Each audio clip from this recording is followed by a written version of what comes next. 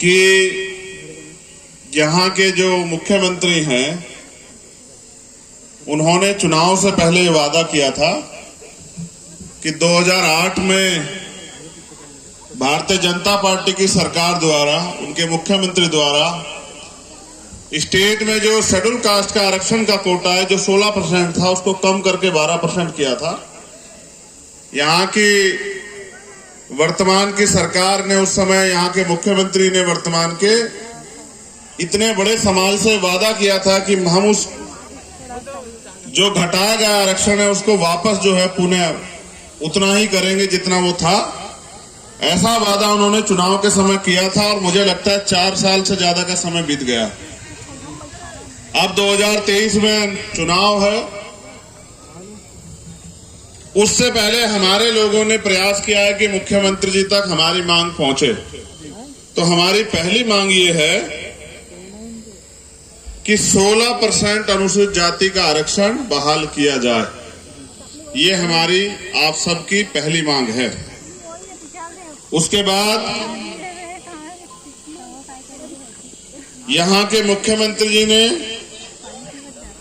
200 बिस्तर के लिए 200 बिस्तर अनुसूचित जाति हॉस्टल सर्व सुविधा युक्त की घोषणा भी की थी। शायद मुख्यमंत्री जी को 4 साल में ये एहसास नहीं हुआ कि वो हॉस्टल भी बनना चाहिए। इसलिए ये भी हमारी मांग है कि वो 200 बिस्तर का हॉस्टल जो आपने वादा किया था, कम से कम अपने वादों पे तो खरे उतरिए, उसको बनाइए। हमारी तीसरी मांग है जो मेरे संज्ञान में लाई गई है कि SC ST को प्रमोशन में रिजर्वेशन, जिसका मामला सुप्रीम कोर्ट में पेंडिंग है, उसके बावजूद भी मुख्यमंत्री जी लगातार प्रमोशन कर रहे हैं और SC ST के कर्मचारियों को नजरअंदाज उसमें किया जा रहा है। ये गलत है, पूर्ण रूप से जो है असंवैधानिक है। सरकार को ऐसे कार्य नहीं करने चाहिए जिससे कि इतने बड़े समाज की जनभावनाएं जो हैं वो उनमें विरोध पैदा हो, उन्हें तकलीफ हो। इस पूरे आंदोलन के विरोध में जहां जहां भीम आर्मी या अन्य संगठनों ने आंदोलन किए, उनके ऊपर झूठे मुकदमे लगाने का और उनको जेल भेजने का काम इस सरकार ने किया, जो पूर्ण रूप से अनुचित है। ऐसी जानकारी भी मुझे यहां दी गई। एक यहां पर शेड्यूल कास्ट अनुसूचित जाति के जाति प्रमाण पत्र की जो जटिल प्रक्रिया, उसको सरलीकरण के लिए भी एक कमेटी बनी थी। उन्होंने रिपोर्ट भी प्रस्तुत की है, लेकिन अभी तक वो जटिल प्रक्रिया भी, उसको भी सरलीकरण नहीं किया गया। और यहीं बैठे मेरे पास एक और जानकारी जो अनुकंपा नियुक्ति शिक्षा कर्मी कल्याण संघ छत्तीसगढ़ की है। यहीं वहां टेंट के पास वो लोग अपनी मांगों के लिए आंदोलन कर रहे हैं। उनकी ये मांग है, क्योंकि मैंने जानकारी की कि जायज मांग है, दिवंगत शिक्षक जो हैं उनके आश्रितों को अनुकंपा के आधार पर नियुक्ति जो है वो मिलनी चाहिए। मैं इस मांग का भी समर्थन करता हूं और सरकार से अपील करता हूं कि इस मांग को भी सरकार सुने। मैंने मीडिया के बंधुओं के लिए, एडमिनिस्ट्रेशन के लिए, एजेंसियों के लिए अपनी जो मांगे हैं वो उनकी जानकारी में रख दी। अब मैं अपनी बात की शुरुआत करूंगा। वहां जो रोकने के लिए बैरिकेडिंग लगाए, मैं यहां एडमिनिस्ट्रेशन और पुलिस के साथियों को यह भी जानकारी देना चाहता हूं कि हमारा मकसद हंगामा करना नहीं है। हम पीड़ित हैं और अपने अधिकार मांगने के लिए आए हैं। ये अधिकार हमें संविधान ने दिए हैं, वरना इसकी बजाय बड़े बड़े लोहे के, स्टील के वो भी लगा लो बैरिकेटर। हम किसान, कमेरे, वंचित वर्ग के लोग हैं, उनको भी चीरते हुए आगे निकल जाएंगे। गलतफहमी अपने दिमाग से निकालेंगे। हमारा इतने बड़े पैमाने पे जुटने का एकमात्र कारण यह है कि हम अपनी मांग को, और हम प्रदेश की राजधानी में, अगर मुख्यमंत्री बहरे ही हो गए तो अलग बात है, अदरवाइज हमारी मांग उन तक चली जाए, इसीलिए हम लोग इकट्ठे हुए हैं। हमारी मुख्यमंत्री से व्यक्तिगत कोई लड़ाई नहीं। धन्यवाद। बहुजन समाज में जन्मे सभी संतों, गुरुओं, महापुरुषों को नमन करते हुए, वो सभी महापुरुष जिन्होंने हमें इस देश में, जिनके प्रयास से जानवरों जैसा जीवन जीने वाले वंचित तबके के लोग आज इंसानों जैसा जीवन जीने का अवसर जिनको प्राप्त हुआ, ऐसे सभी महापुरुषों को नमन करते हुए यहाँ मंच पर उपस्थित तमाम संगठनों के नेतागण, हमारे भीम आर्मी के स्टेट के, प्रदेश के, जिले के नेतागण, सम्मानित साथी, मीडिया बंधु और यहाँ उपस्थित जो कड़ी धूप में अपने अधिकारों के लिए यहाँ डटे हुए हैं, नौजवान साथी, मेरी माताएं, बहनें, सम्मानित बंधुगण, आपकी जायज मांग है। मुझे उम्मीद थी कि इतना बड़ा आंदोलन आप लोग लंबे समय से कर रहे हैं, सरकार आपकी मांग को सुनेगी, लेकिन किन्हीं कारणों से सरकार ने आपकी मांग को नहीं सुना। इसी कारण आपकी बात को और मजबूत करने के लिए मुझे यहां आना पड़ा। आज एक विशेष दिन है।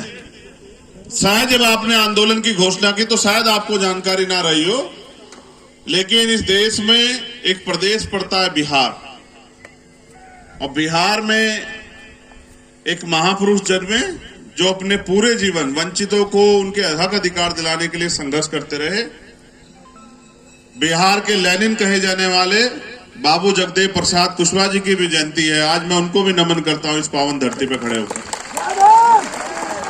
और अच्छा अवसर यह है कि उन्होंने जो नारे दिए वो नारे आपकी मांग को आज सपोर्ट करते हैं। उन्होंने एक नारा दिया है, 100 में से 90 शोषित, शोषितों ने ललकारा है, धन धरती और राजपाट में 90 भाग हमारा। उन्होंने एक नारा और दिया है कि 100 पे 90 का शासन नहीं चलेगा, नहीं 100 पे 10 का शासन, 90 पे 10 का शासन नहीं चलेगा, नहीं चलेगा। लेकिन बुरा यह है कि उनके जाने के इतने दिन बाद भी आज भी 90% लोगों पे इस देश में 10% लोग शासन कर रहे हैं। सबसे पहले तो मैं आपको धन्यवाद देता हूं, छत्तीसगढ़ के मेरे क्रांतिकारी भाइयों बहनों।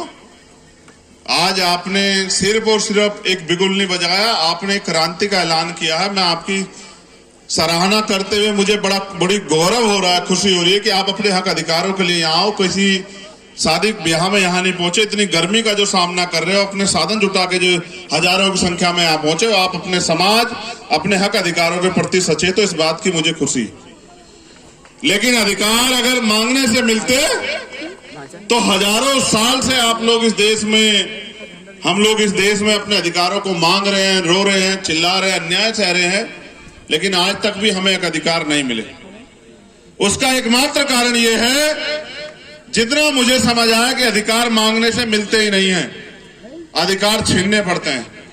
मांगने सिर्फ भीख मिलती है और अधिकार छीनने पड़ते हैं, और छीनने के लिए शक्ति की जरूरत होती है। और इस देश में शक्ति संगठन में है और सत्ता में है।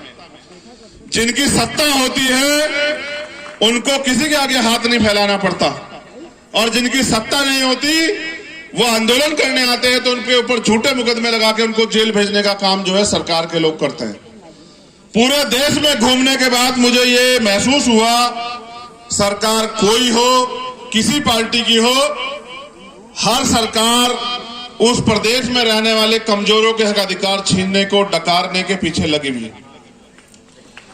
मुझे खुशी इस बात की है कि बड़ी संख्या में अगर नौजवान साथी अपने हक अधिकारों के लिए संघर्ष कर रहे हैं तो हमारी माताएं बहनें भी पीछे नहीं है, वो भी बड़ी संख्या में यहां डटी हुई हैं।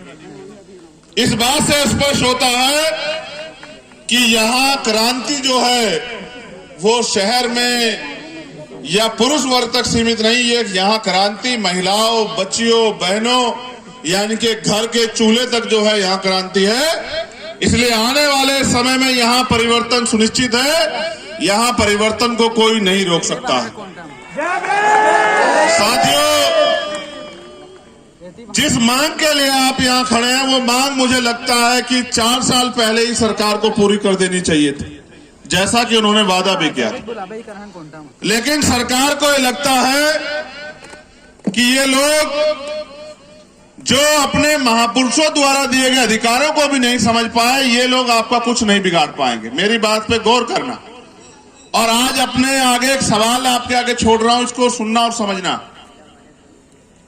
भारत में संविधान से पहले भी राज होता था, वोट देने के अधिकार थे।